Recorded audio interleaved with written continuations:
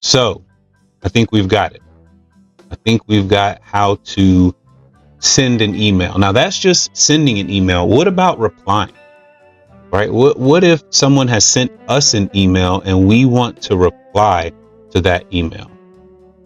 How do we do that? How do we ensure that the email gets to the person that we want and we send the information to the correct person? It sounds simple, but it's very easy to get confused here. So we're going to take our time. Let's go back to our email. We're going to get rid of this one because John Doe is not interested in receiving my pictures from my trip to Mexico. So you see there's just an X there and it says, we're just going to close that out. Now you'll notice there is an email received here. So let's take a look at this email and see what it says. This subject line says, is this Mackenzie from MTHS? Curious. Let's read it and see what they're asking. Hi there. I'm not sure if I have the right person, but did you go to Mount Tabor High School in Georgia back in 2001? I think we were on the same baseball team. Let me know if I have the right Mackenzie. Thanks, and I'm sorry if this isn't the right one. Well, that's cool. Looks like someone from my high school is reaching out to find out if we can reconnect, right? They sent me this email last night. So, very simple process from here. I just click reply. I think I know this person. I can type this out to them. Yes, it's me. And then I just hit send, or if I wanted to add more, very simple. Right.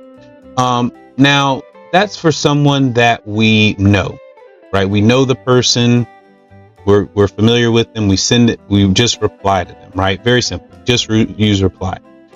Sometimes you'll get emails from a business that you use. Like in this case, I've got an email from Yahoo, right? But notice there's something interesting about the sender of this email. This is extremely important. Let's really, really lock in right now mentally, because you don't want to miss this point. As I hover over the name of the sender, you notice it says no-reply at cc.yahoo.com. Now, you are going to receive emails like this frequently if you sign up for anything online. Usually to confirm that you've signed up, you get an email from no-reply at whatever it is. So sometimes it's Facebook. Same time, sometimes if you've signed up maybe to pay your power bill, it's from your powercompany.com or whatever the case. But that no-reply is very, very important. You're going to receive these sorts of emails.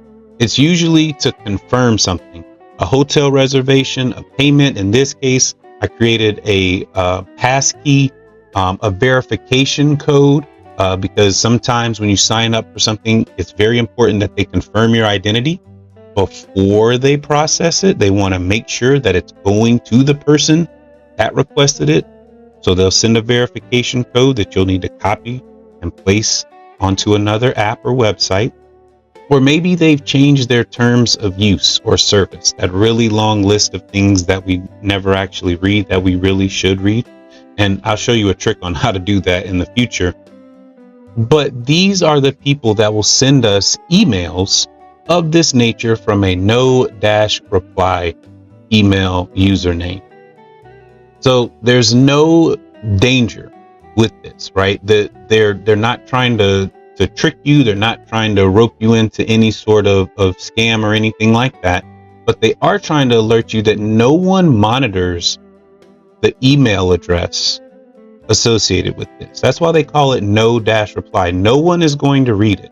So, for example, if I decided to hit reply, I can send an email. I could say, for example, thank you. And I could send a reply. But because it's going to the email address called no reply, they're telling us don't reply. Don't send anything back. People that will send you emails, right, that you can expect, your social media networks that you use, they're going to send you emails periodically. For example, if you haven't logged in, maybe in a couple of weeks, they might send you an email and say, hey, your friends are doing this or that. Come check it out. Businesses that you use. So if you're an Amazon shopper, or a Temu shopper, or you have any particular brand that you like to shop for online, they'll send you emails. But then there's also, of course, your friends and your family. They're going to send you emails as well. You will also get emails from businesses that you have never heard of, that you have never visited their website, never solicited them for anything. They're going to send you emails as well. And then, of course, they're scammers, right? The dreaded scammers. And we want to keep our eyes open for them. We'll discuss why knowing who the sender of an email is extremely important when we're determining how to handle that email. So just as a quick review, we know how to address an email, right? We put that on the to in the email. We know how to put the subject line. We know how to make an attachment, and we know how to send.